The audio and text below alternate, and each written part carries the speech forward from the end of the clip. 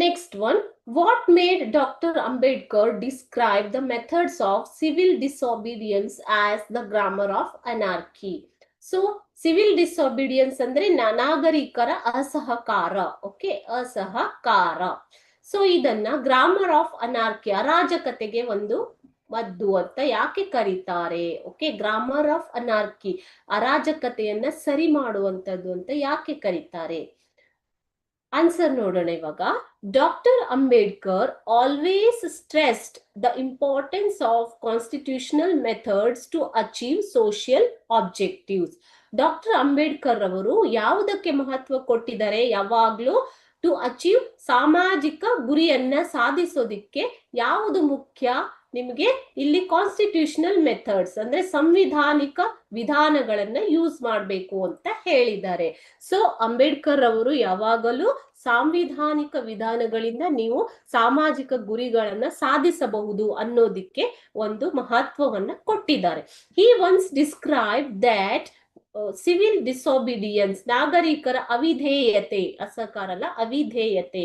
ಅವಿಧೇಯತೆ ಅಂದ್ರೆ ಯಾವುದೇ rules regulations ಅನ್ನ ಫಾಲೋ ಮಾಡದೆ ಇರೋದು. Okay, non cooperation, non cooperation ಅಂದ್ರೆ ಅಸಹಕಾರ, ಮತ್ತು satyagraha were grammar of anarchy. So ಈ ಅಸಹಕಾರ ಮತ್ತು ಅವಿಧೇಯತೆ, ನಾಗರಿಕರ ಅಸಹಕಾರ, ಅವಿಧೇಯತೆ ಮತ್ತು ಸತ್ಯಾಗ್ರಹ ಅನ್ನೋದು ಅರಾಜಕತೆಗೆ ಒಂದು ಮದ್ದು ಅಂತ ಅಂಬೇಡ್ಕರ್ ಅವರು ಹೇಳಿದ್ದಾರೆ.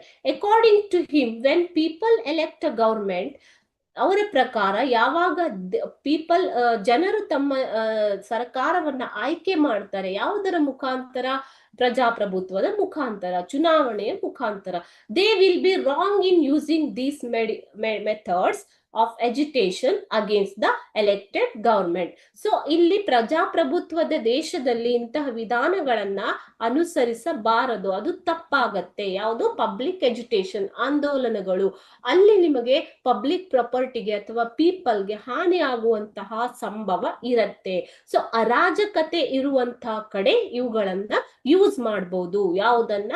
Civil disobedience, non cooperation and satyagraha ಅಂತ ಚಳುವಳಿಗಳನ್ನ, ಎಜುಟೇಷನ್ಸ್ ನ ನೀವು ಅರಾಜಕತೆಯಲ್ಲಿ ಯೂಸ್ ಮಾಡಬಹುದು, ಅರಾಜಕತೆಯನ್ನ ಸರಿ ಮಾಡೋದಕ್ಕೆ.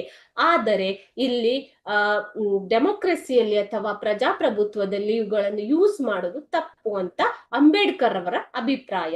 ಸೊ ಇದನ್ನ ಓದೋಣ ಒಂದ್ಸಲಿ.